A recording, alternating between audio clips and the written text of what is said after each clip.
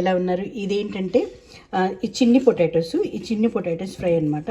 So వీటిని కడిగేసి ఈ విధంగా అంటే మనం పొటాటో కవర్ ఉంచి కట్ చేసుకొని దీన్ని పొటాటో ఫ్రై చేస్తే చాలా బాగుంటుంది. కొంచెం కూడా మిగిలిచ్చారు నేను ఈ పొటాటో ఫ్రై చేసినప్పుడు ఇంట్లో. బాగా కడిగి ఈ విధంగా ఒక పొటాటోని ఆఫ్ చేసి పెట్టుకోవాలి.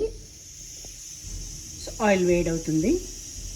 సో ఈ విధంగా మనము పొటాటోస్ని అన్నీ ఈ విధంగా వేసుకున్నాం.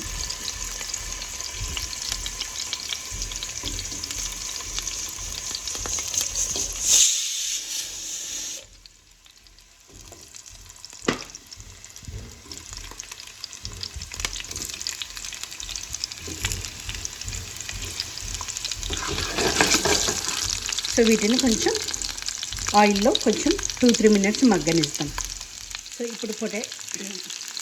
ఇప్పుడు పొటాటోస్లో కావాల్సిన సాల్ట్ వేసుకుందాం టేస్ట్కి తగ్గట్టు, అండ్ పసుపు వేసుకొని కలుపుతాం. కొంచెం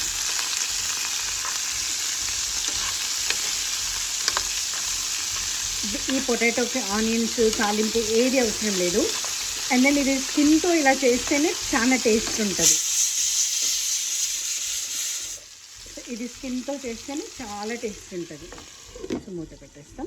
సో మగ్గనిద్దాం ఒక 3 మినిట్స్. ఓపెన్ చేసి చూద్దాం. ఒక 3 మినిట్స్ నుంచి ఇలా మగ్గుతున్నాయి. అండ్ నేను కొంచెం లో ఫ్లేమ్లో పెట్టాను. సో కొంచెం మెల్లిగా కలుపుకుందాం. బికాజ్ నేను ఒక చేతిలో ఇలా స్పూన్ పట్టుకున్నాను కదా, సో నాకు కష్టం అవుతుంది. సో అన్నిటినీ స్లోగా ఫ్లిప్ చేసుకుందాం. అండ్ దెన్ కొంచెము మీడియంలో పెడతాను, కొంచెం ఫాస్ట్గా రోస్ట్ అవ్వడానికి. సో బాగా కొంచెం మంచి రోస్ట్ అయినాక దెన్ మనం ఇందులో కారం పొడి వేసుకుంటే సరిపోతుంది. ఇది చాలా టేస్టీగా ఉంటుంది ఇలా స్కిన్తో చేస్తే. మా పిల్లలైతే ఇష్టంగా తింటారు ఈ ఫ్రై. చాలా ఈజీ కూడా. సో మళ్ళీ నేను మూత పెడుతున్నాను. సో ఈసారి ఫ్లేమ్ కొంచెం మీడియంలో పెట్టాను. లెటెస్సీ. సో ఇప్పుడు దీంట్లో కొంచెం కారం పొడి, అంతే, కొంచెం కారం పొడి ఇలా చల్లుకోవాలి. అంటే మీ టేస్ట్కి తగ్గట్టు చల్లుకోండి. మీరు ఎక్కువగా తింటే ఎక్కువగా, మీడియం అయితే మీడియం, లో స్పైసీ అయితే లో స్పైసీ.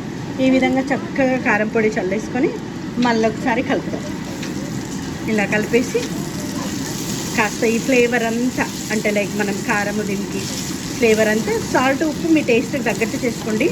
ఈ ఫ్లేవర్ అంతా దీనికి పట్టేలాగా ఒక్క 2 నిమిషములు, జస్ట్ ఒక 2 మినిట్స్ లేకపోతే 1 మినిట్ అలా మూత పెట్టేద్దాం, సిమ్లో పెట్టేద్దాం.